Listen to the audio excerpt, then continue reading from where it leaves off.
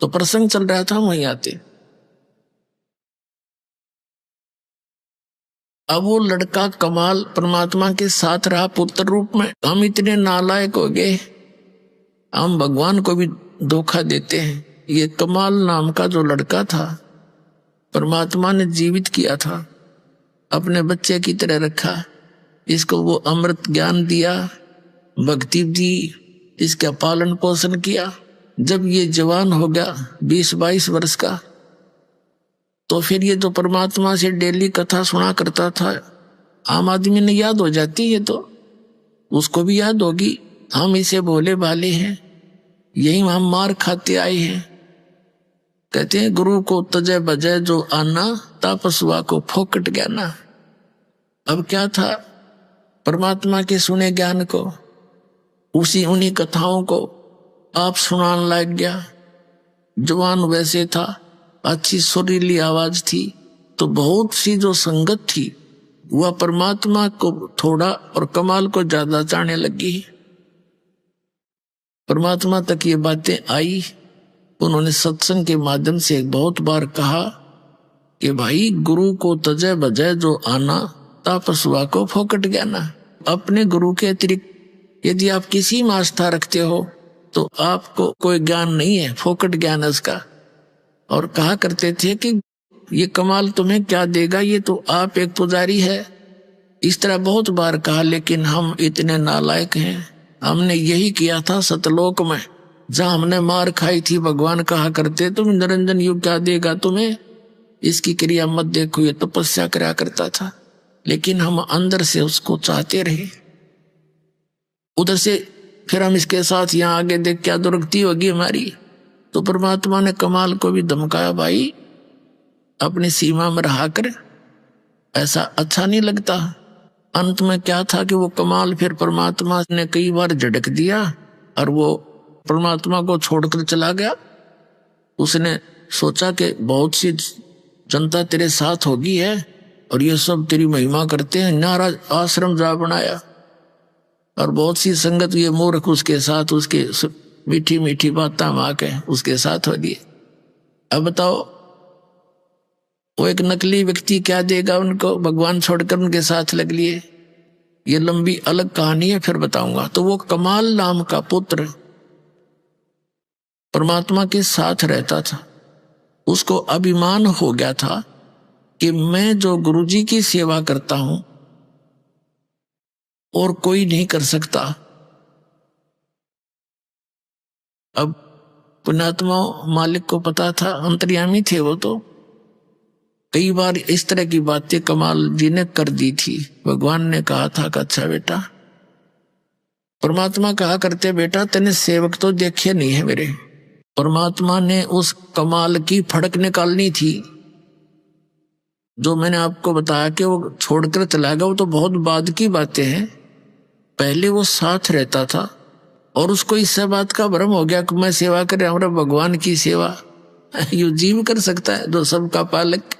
वो तो समर्थ है, सेवा दे रखी थी, कर्म बिगाड़ने नहीं चाहिए, बनाने चाहिए थे। उसको ये भ्रम हो गया था कि मेरे जैसा सेवक नहीं हो सकता कोई। जैसे अर्जुन को भ्रम हुआ था कि मेरे जैसा भक्त सेवक श्री कृष्ण जी आपका नहीं होगा कोई।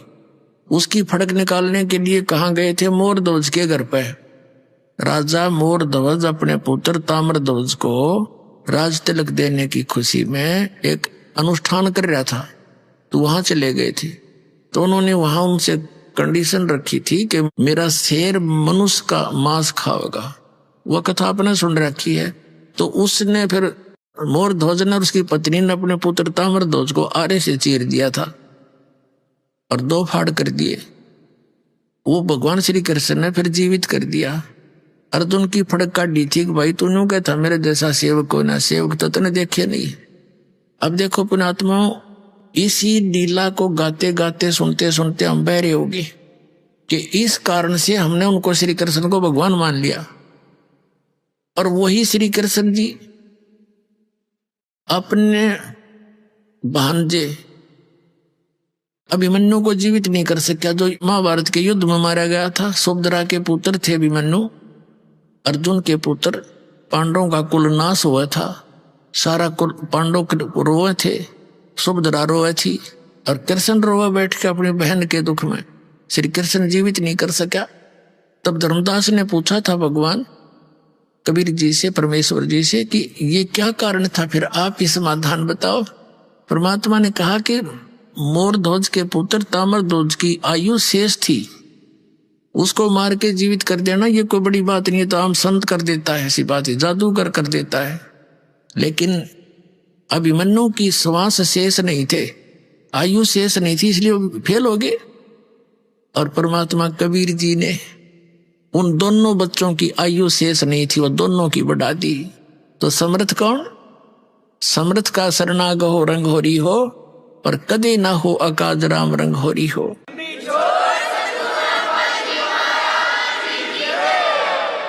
तो इस तुलनात्मक तरीके से ही हम अपने भगवान की समर्थता से परिचित होंगे।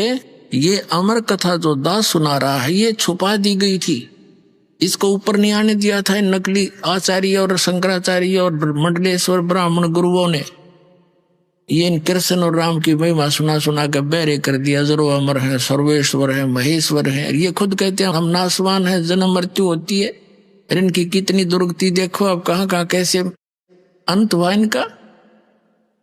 तो ज्ञान बिना हम इनको यानी 10 के रुपए के नोट को 1000 का मान रहे थे, ये समझ कर चलो।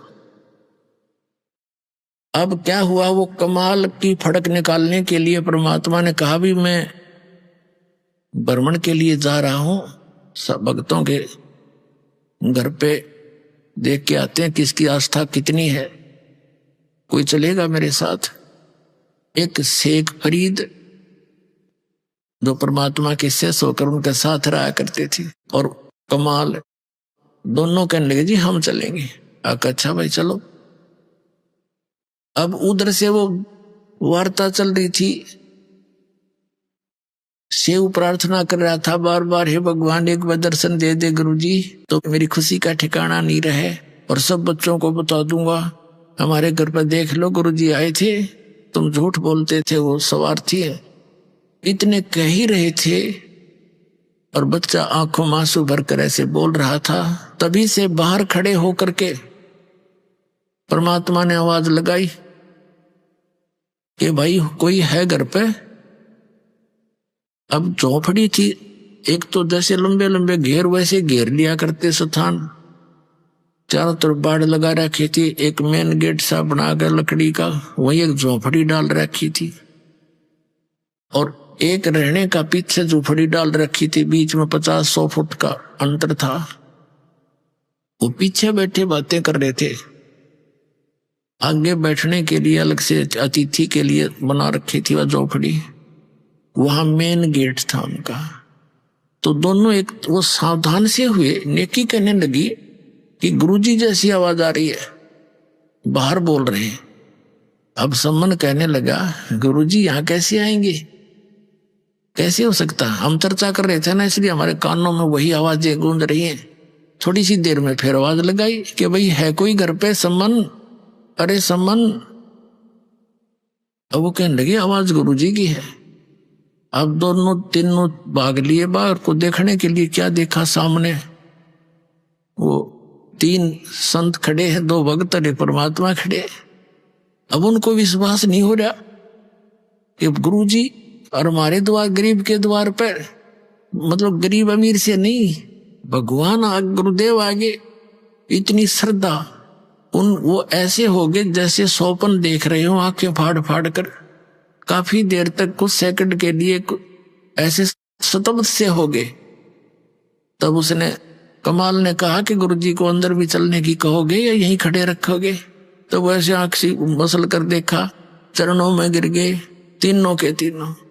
और आओ महाराज अंदर बैठो, हे भगवान आज ही चर्चा कर रहे थे, आप तो अंतर्यामी हैं, आप तो पल पल की आवाज सुनते हो, आपका बच्चा आज ही याद कर रहा था आपको।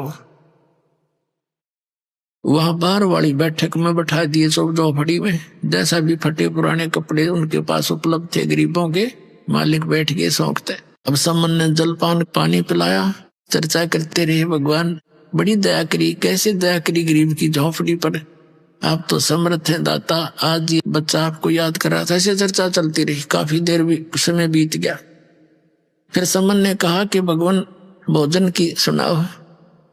परमात्मा ने कहा भी रोटी खावांगे, भूख लग रही है, भोजन प्रसाद करेंगे। अब समन आया घर पे अपनी पत्नी के पास और कहा गुरुजी भूख लगी है, पैदल चल कर आए, खाना बनाओ। अब नेकी कहने लगी कि घर पे तो आज आटा नहीं, एक रोटी का भी आटा नहीं है।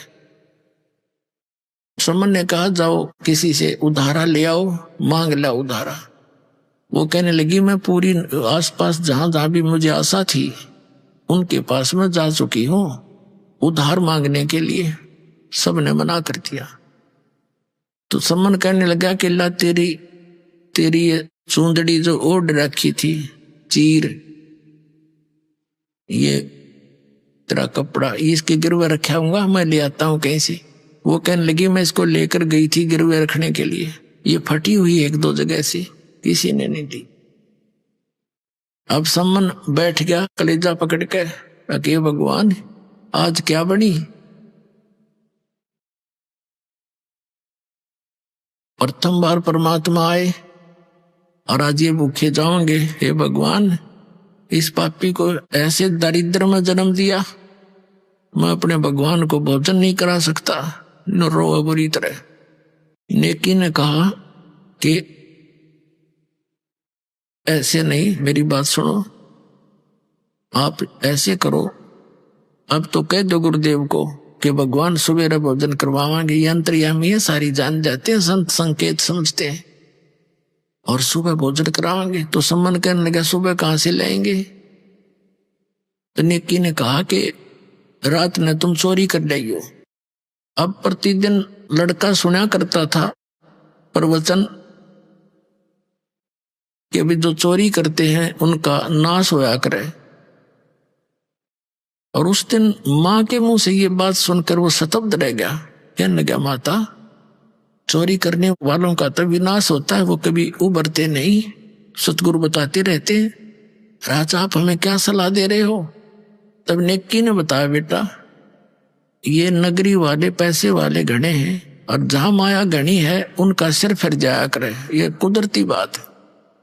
कबीर साहब कहते हैं टोटे में भक्ति करे सोए सही सपूत, ये मायाधारी मस्करे ना जाने कितने जालिए ऊते।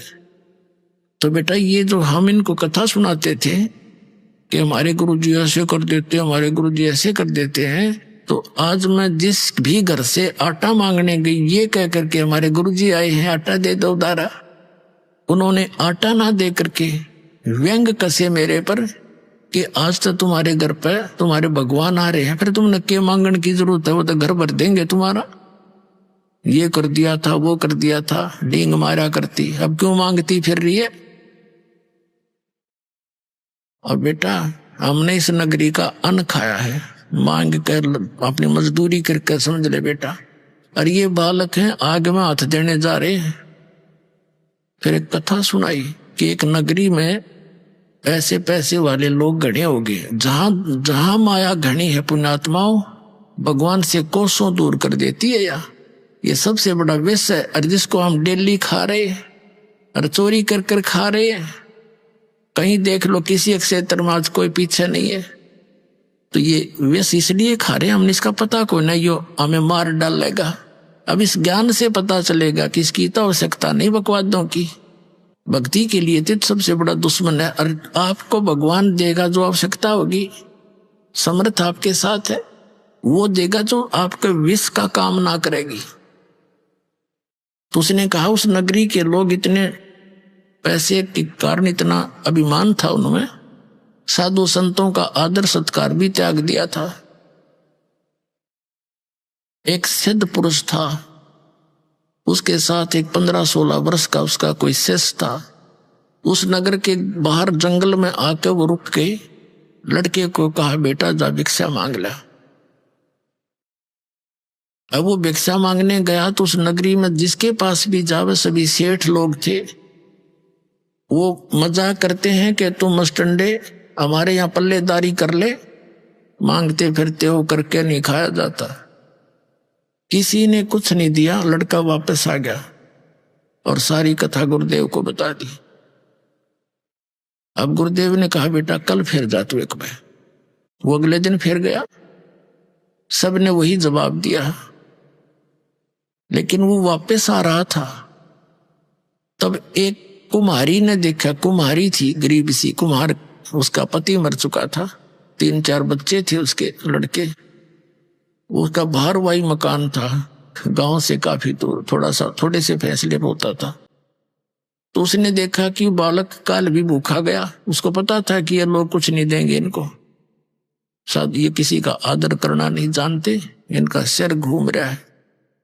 उसने एक माँ की दृष्टिकोण से देखा कि मेरा बालक होता और 2 दिन भूखा सोता, कैसे जीवन व्यतीत करता। तो उसने कहा महाराज आप कल भी आए थे, खाली गए, आज भी खाली जा रहे हो। कहा माई खाली जा रहा हूं।